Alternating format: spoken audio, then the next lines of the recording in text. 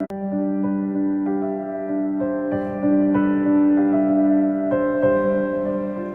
welcome to No Water River and the Spotlight on NCTE Poets with Bennett Hopkins. Today we're talking about Valerie Worth, who was the 9th winner of the NCTE Award for Excellence in Poetry for Children in 1991. Hi Lee, how are you? Hi Renee, nice to see you again. As always, it's great to see you, and I'm actually really excited to be talking about Valerie Worth today, as I'm a fan of her poetry. So I'm just going to jump right in because I have this question. I know Valerie is most known for what she called the small poems. So if you could speak to us a little bit about her trajectory, let's say, and the importance of these small poems. Well, Valerie Worth, she was born in 1933, and her first book, you mentioned Small Poems, was published in 1972 when she was 39 years old. So there's hope. After traveling around a lot, Valerie ended up in New England and joined a writers group. In the writers group was Natalie Babbitt, who is well-known author for Tuck Everlasting. She and Natalie became very, very close friends. And Valerie was reading some of her poetry in the writers group when Natalie suggested, she said, "May I take some of your poems to my editor at Farrar, Straus and Giroux, who was Michael DiCaprio, who was a legendary editor." He read them and immediately wanted to publish the book. Michael DiCaprio was looking for an illustrator for the book. And Valerie said to Natalie, because Natalie is also an artist, "Would you be interested in illustrating my poetry?" Thus, a marriage was born, and Valerie wrote the poetry, and Natalie did the black and white wondrous sketches in all of her books, in the small poems books. Her work is incredible. When I was active in NCTE, I was chair the second time of the Poetry Award Committee. And in 1991, as you mentioned, she was awarded the award. There was a total consensus of opinion among my colleagues that she would be the winner of this award. At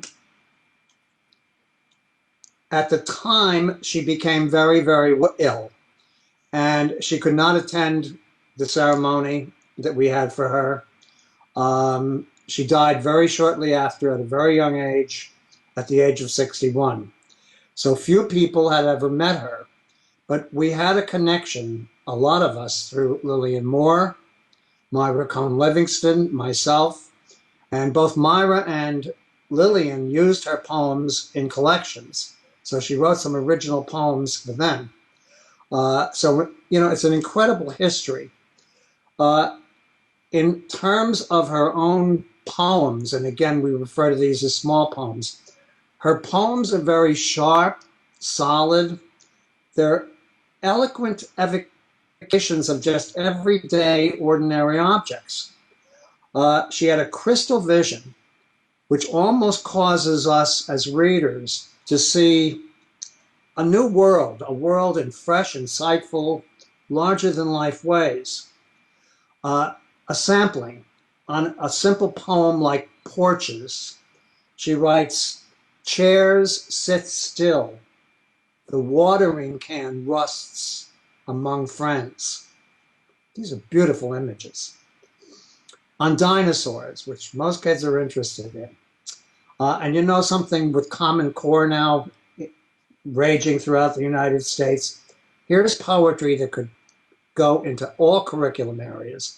She did so much on science and so much on these everyday things. And again, her take on dinosaurs. She reminds us, dinosaurs do not count because they are all dead, but they still walk about heavily in everybody's head.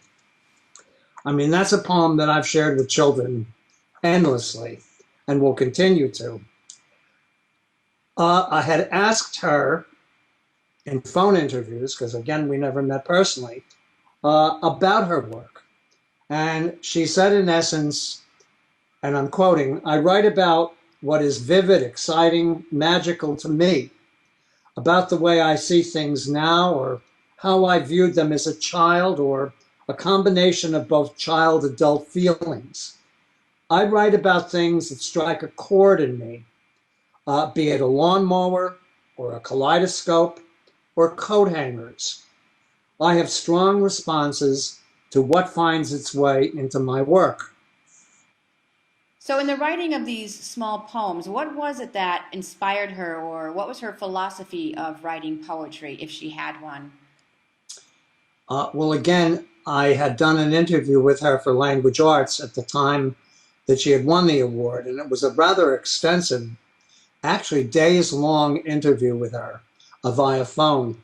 And another thing that she had mentioned was, and quote, "It has always seemed to me that any tree or flower, any living creature, even an old board or brick or bottle, possesses a mysterious poetry of its own, a poetry still wordless, formless, inaudible, but asking to be translated into words and images and sounds to be expressed as a poem. Perhaps it could be said that written poetry is simply a way of revealing and celebrating the essential poetic nature of the world itself." So Valerie was truly a craftsperson. She wrote, she revised, she wrote, and she revised. Going on about her work, she mentioned, "Although a great deal of time and care went into the construction of each of my works," she said, "some poems just spring up, full bloom. Others can take days, weeks, months. Usually ideas come first, then the poetry takes hold." And Renee, I think as writers of poetry, it's very important to know this, that it's wonderful when a poem comes full blown, but we do have to work, and sometimes work hard, to create something that's going to be very memorable, not only to ourselves, but to the children who are reading them, because we're writing for children. She went on to say, "It is a matter of thought, sound, imagery, all working together in balance to create the effect which I want to convey. Then there are times I know I am going in the wrong direction." And I think we can all feel this. I think in past interviews, Myra has said this, Lillian has said this. She says, "Then I have to pull back strongly and start all over. My aim is to focus clearly on one subject, pare down words so there can be nothing extraneous in any of my poems." Water Lily, for example, is one verse in her collection of small poems. It only has 10 lines, and it's a total of 20 words. The entire verse is 20 words. She said that was a poem that just did not work for her.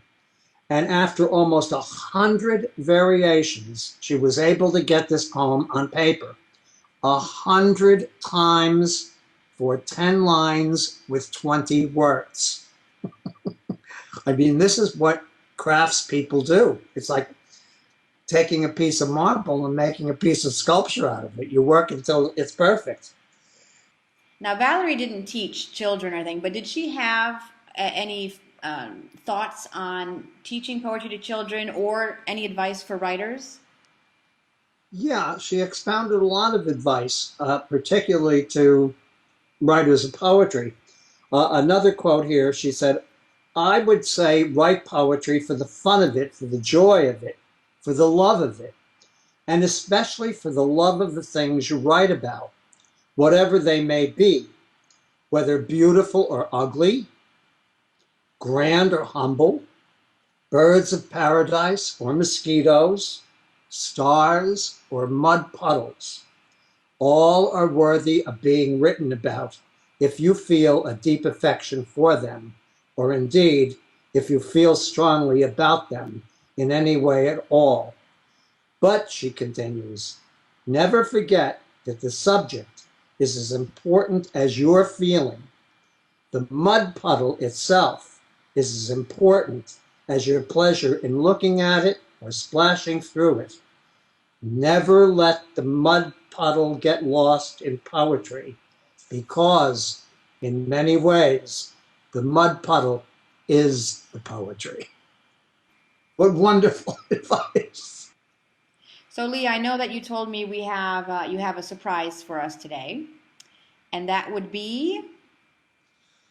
Renee, going through my file on Valerie Worth was just like being a child in a candy shop.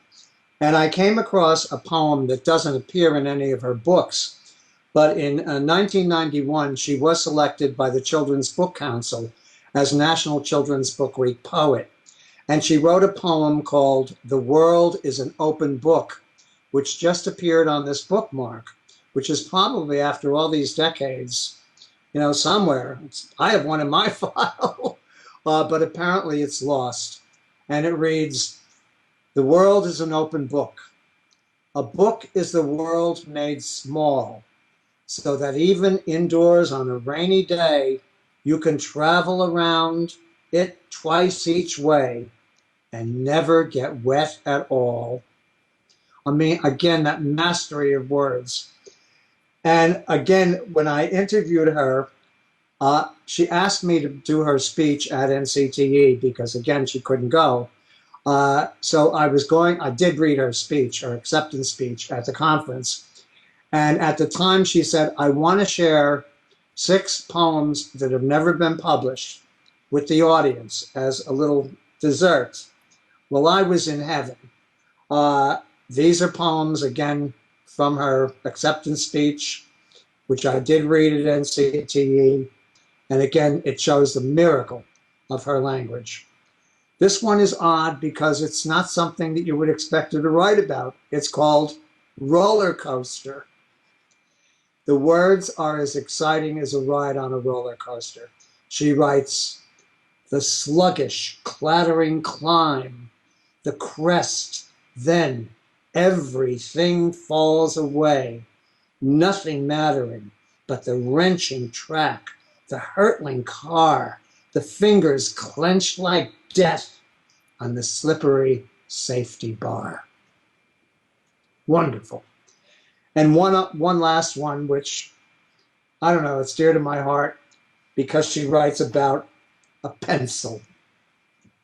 Piled over empty paper, the shadowy tip of this thin gold wand conjures up anything, everything.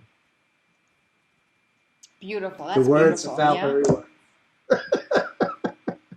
It's beautiful. Shocking. Shocking. Yeah. That, a woman could get this out of her body and soul. Oh, to write like this. Lee, thank you once again for joining me at No Water River and for adding another wonderful episode to our Spotlight on NCTE Poets series. We'll see you next time, and for you listening and watching, thank you for joining us, and we'll see you soon with our next installment. Bye-bye. Thank you again, Renee. Bye-bye.